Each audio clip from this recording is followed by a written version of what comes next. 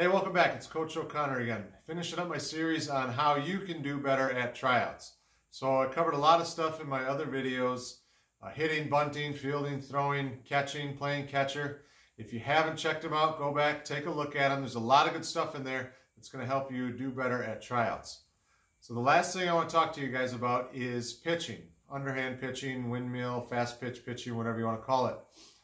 I'm not going to be able to teach you how to pitch in these videos because that would take too long. But what I can do is give you some tips, tricks, and drills to help you do better at tryouts if you already have a pretty good base for pitching. If you want to become a pitcher, great. I always recommend everybody try it out because you never know if you're going to be good at it until you at least give it a shot. But tryouts, probably not the place to do that. So if you have a good base already, these videos are going to be really helpful for you. If you are just starting out, you can still watch them, and there's going to be some good tips and drills in here that you can use once you get the real basics figured out. So the two most important things that you can take with you to tryouts or improve at tryouts to impress the coaches are speed and accuracy, because you're not going to have that much time to impress everybody with your pitches. So speed and accuracy are really two of the things that the coaches are going to be looking at and scoring. They're going to have a radar gun for your speed. They're going to want to see your changeup if you have one. How different is that from your fastball? And can you actually get the ball somewhere near the catcher, or even better, in the strike zone? So I'm going to give you just a few tips in a couple of quick videos to help you with your accuracy and to help you with your speed. So let's get started. All right, real quick, the down and dirty, some of the first mechanical points I want to talk about to help you on your path to accuracy and speed. When you step on the rubber, make sure that you are square to the catcher. Toes, knees, hips, and shoulders are pointed at the catcher. Once you do your backswing or your weight transfer, if you don't have a backswing, make sure you're still square now. I hope I am. There we go. Still square to the catcher. And now as you push off of the rubber and you go to that good Frankenstein 3 limbs out position, you're still square to the catcher. Shoulders, hips, and knees are still pointed at the catcher. You don't start to turn until the ball starts to get over your head. So if I'm going this way from my Frankenstein here, imagine me flying through the air. The ball comes up, and the ball is what opens up my hips and my shoulders as it comes over my head. That opens my hips and my shoulders. So I have a long arm to start, long, loose noodle, and then as it gets over my head, the elbow starts to lead. Elbow comes down first. So when you land, you should land somewhere in this position, arm slightly bent, glove pointed at the catcher, head is behind your foot, and the ball is either facing the catcher or a little bit out toward the camera. We don't want to see the back of your hand. And now the elbow leads the way. Ignore the fact that my feet aren't moving because it's hard to do in slow motion, but your knee is turning. Your shoulder, hip, and knee are all in a line in this position. As the elbow comes down to meet the hip, the glove comes down, the elbow meets the hip, and then the ball is released here. So that's a quick down and dirty of some of the best ways that I've seen some of the best pitchers do that, just as far as the mechanics go. So when we talk about accuracy, there's a few things that will help you be accurate every single time. And the main point is that you want to have the same release every time for your pitch, for all the same pitches. So your fastball release should be the same every time. Your curveball release, rise, drop, change up, whatever pitches you have.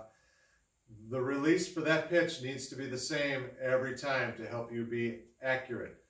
There's a lot of other things to take into account too, but if you do all those first mechanics right, then the same release every time is what's going to help you be most accurate. So I always recommend a progression of release. So you could start by just tossing to yourself, putting your glove in front of your hip here, and just make sure every time you do a drill, you lead with the elbow. And just release into your glove and follow through.